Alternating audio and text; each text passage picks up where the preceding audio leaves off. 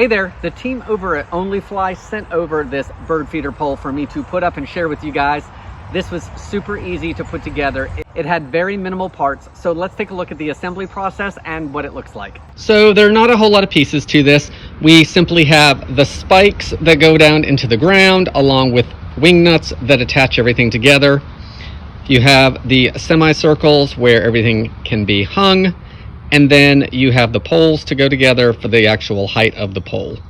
Putting this together was really easy. I simply pushed the bottom stake down into the ground.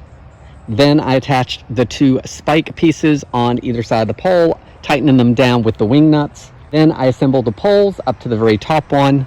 Each pole has its own wing nut to tighten it down.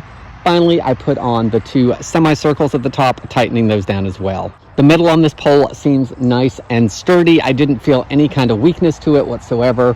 I really like that it went together super easy. And I found those wing nuts tightening down each pole essential. I think that's going to help keep this nice and sturdy.